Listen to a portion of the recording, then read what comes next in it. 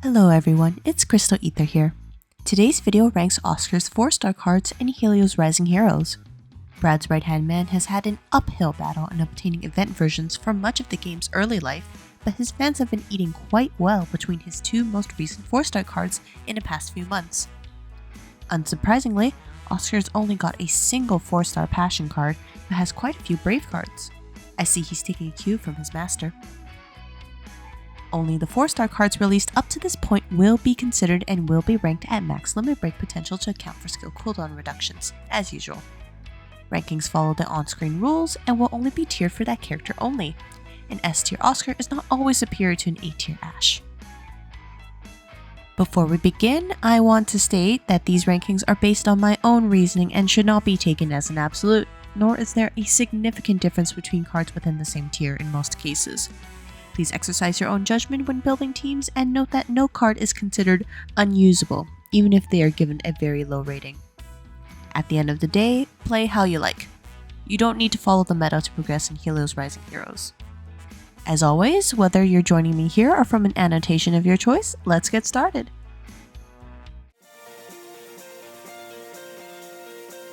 Maybe I should make a tier list for the 2nd anniversary heroes because this is going to be a thing for each video.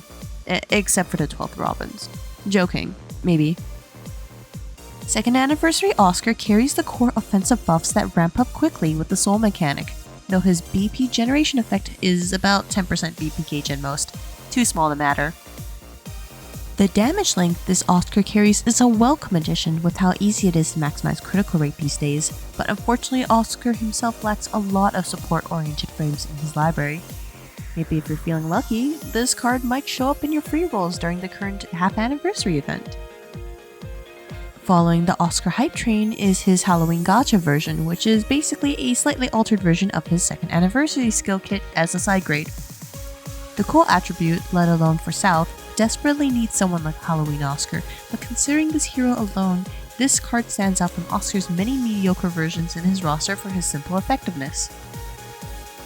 Rounding off Oscar's S tier is his recently released New Year's 2024 version, trading critical damage for a status modifier.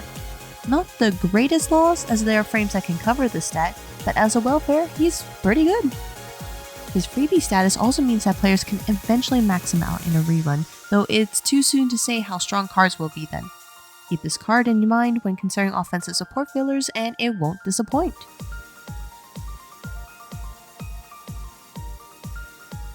Going from S to A tier for Oscar's cards is like reaching the apex of a roller coaster ride. A fast and furious fall. While Oscar's other cards are nowhere near as capable as the previous tier, the cards here are at least competent for most content. Oscar's Rising Hero version does one thing and one thing only, buff himself to hit as hard as possible.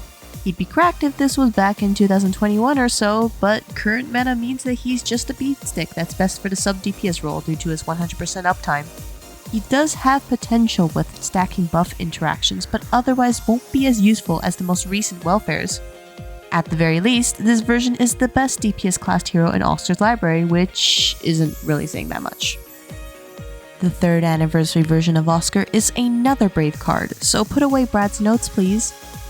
Despite its status as a milestone for the game, the 3rd anniversary card struggled to stand out from other versions in a hero's roster. For Oscar, providing only burst damage buffs is unfortunate compared to existing supporters, and his self buffs mark this card as a jack of all trades that's middling of the road at best. At the very least, I would have hoped this version would carry critical rate, critical damage, or even a status modifier to have some sort of edge over modern DPS cards, but it's not to be.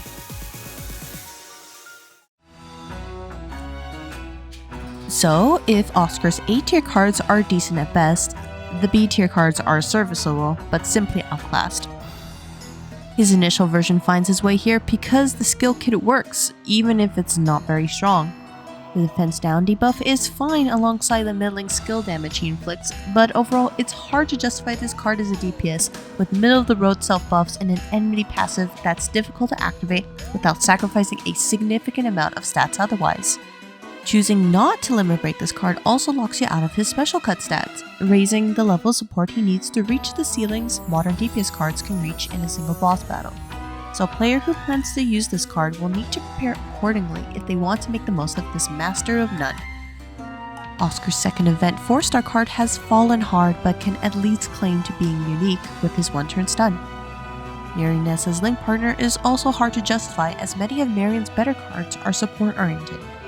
They'd work much better if this Oscar was a DPS. Firefighter Oscar also suffers from sharing the same attribute as his New Year's 2024 version, which he's absolutely outclassed in.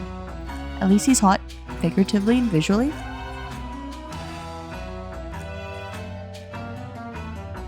Oscar's C-tier cards are those with a flawed skill set that's hard to make sense of in Helios' current releases. Unfortunately, Summer Oscar is another victim of early life weirdness, trying to be a tank but lacks a substitute to guarantee attacks. On the other side of the combat spectrum, this Summer card only has a strong attack buff, but this is practically a dime a dozen in Oscar's card roster. Maybe one day this card will receive a revamp or something similar, but until then, he's just really beautiful eye candy. The other member of C tier is Oscar's first anniversary card, encouraging an enmity playstyle but with a little backing it up. While his gimmick is certainly unique among the entire card roster, it's inefficient in practice when a player can simply activate their buffs with no hoops to jump through.